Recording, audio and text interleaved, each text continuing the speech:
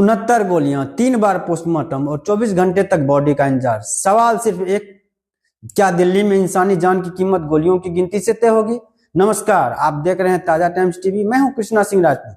आज की यह कहानी एक मर्डर केस नहीं, यह कहानी है बदले की आग, पुरानी दुश्मनी और उस खौफनाक हकीकत की जहां एक इंसान को मारने के लिए 72 गोलियां चलाई जाती है। करीब 24 घंटे से एक परिवार पोस्टमार्टम हाउस के बाहर खड़ा होता है और आंखें दरवाजे पर टिकी होती है। बस एक ही इंतजार, कब पोस्टमार्टम खत्म होगा, कब अपने प्रिय की बॉडी मिलेगी, कब अंतिम संस्कार कर पाएंगे। क्या उन्हें पता था कि यह पोस्टमार्टम एक नहीं, दो नहीं, बल्कि 3 बार किया जाएगा? पोस्टमार्टम के बाद एक डॉक्टर दूसरे डॉक्टर से कहते हैं, सर मुझे अभी भी शक है, ऐसा लग रहा है कि शरीर के अंदर कुछ गोलियां अब भी फंसी हो सकती है। फिर दोबारा पोस्टमार्टम होता है, गोलियां निकाली जाती है, लेकिन शक खत्म नहीं होता। सीनियर डॉक्टर से बात होती है, फैसला लिया जाता है तीसरी बार पोस्टमार्टम करना है। तीसरी बार जब शरीर की पूरी जांच होती है तो सन कर देने वाली सच्चाई सामने आती है। 69 गोलियां, जी हाँ 69 गोलियां एक ही इंसान के शरीर से निकाली जाती है। यह खबर अखबारों और सोशल मीडिया पर आती है, पूरा देश सन्न रह जाता है। यह शायद दिल्ली के इतिहास का पहला मामला है जहां किसी व्यक्ति को मारने के लिए थोड़ी बहुत नहीं, पूरी 72 गोलियां चलाई गई हो। और हैरानी की बात यह है कि मृतक को पहले से अंदेशा था कि उस पर हमला हो सकता है, इसलिए उसने बुलेट प्रूफ जैकेट पहन रखी थी। लेकिन जब गोलियां सर पर और ऊपर के हिस्से पर बरसे तो जैकेट भी बेबस हो जाती है। अब सवाल उठता है, आखिर यह शख्स कौन था और दुश्मनी की आग इतनी खौफनाक क्यों बनी हुई थी? यह कहानी शुरू होती है 2020 से, जब पूरा देश लॉकडाउन से गुजर रहा होता है। दक्षिणी दिल्ली के आया नगर में रहने वाला एक युवक दीपक लोहिया पेशा से स्कूल वैन ड्राइवर था, लेकिन लॉकडाउन लगा था तो स्कूल बंद हो चुके थे और दीपक बेरोजगार हो गया था। इसी दौरान उसकी दोस्ती गांव के ही एक युवक अरुण लोहिया से हो जाती है। वह अरुण लोहिया प्रॉपर्टी डीलर और स्क्रैप का काम करता है।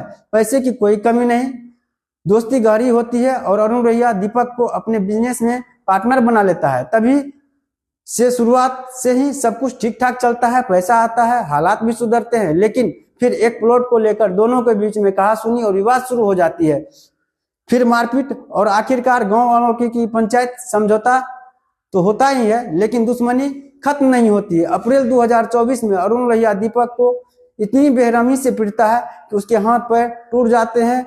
दीपक सीधे पुलिस स्टेशन पहुंचता है, एफआईआर दर्ज होती है, मामला कोर्ट में चला जाता है। अब दोनों पक्ष एक दूसरे को बेइज्जती का एहसास दिलाने में लगे होते हैं।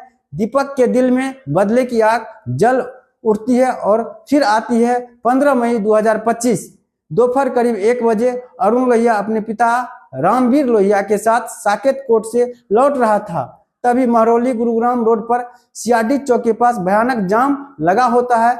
एसयूवी न आगे बढ़ पाती है न पीछे हट पा रही थी। इसी जाम में एक बाइक आती है, 2 युवक उतरते हैं और शीशा खटखटाते हैं। फिर ताबड़तोड़ फायरिंग होती है। लगभग 20 गोलियां चलाई जाती है। अरुण लोहिया को 9 गोलियां लगती है और उसके मौके पर ही मौत हो जाती है। पुलिस जांच में खुलासा होता है कि यह जाम भी जानबूझकर लगाया गया था। 5 जून 2025 को पुलिस तीनों को गिरफ्तार कर लेती है, लेकिन कहानी यहीं खत्म नहीं होती है। अरुण की हत्या के बाद दीपक के पिता रतन लोहिया का जान का खतरा महसूस होने लगता है। वो अपने बड़े बेटे को संपत्ति से बेदखल कर देते हैं और छोटे बेटे को विदेश भेज देते हैं और खुद बुलेट प्रूफ जैकेट पहनकर जाने आने लगते हैं। लेकिन 30 नवंबर 2025 सुबह 6:52 पर मौत उन्हें ढूंढ ही लेती है। एक काली कार आती है, 4-5 लोग उतरते हैं और सीधे सर पर गोलियां। करीब 4-5 मिनट तक फायरिंग होती रहती है लगातार। जिगाना और बेरू जैसे आधुनिक पिस्टल 72 राउंड फायर। रतन लोहिया की उम्र करीब 57 साल की थी। उन्हें अस्पताल ले जाया गया, लेकिन डॉक्टरों ने उन्हें मृत घोषित कर दिया और फिर 3 बार पोस्टमार्टम हुआ। 69 गोलियां शरीर से बाहर निकली। दोनों परिवार आज भी दहशत में है। पुरानी रंजिश नई लाशें को जन्म देती है।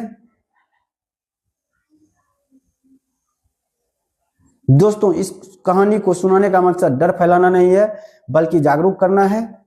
सावधान रहिए, सतर्क रहिए, अपने और अपनों का ख्याल रखिए। जय हिंद।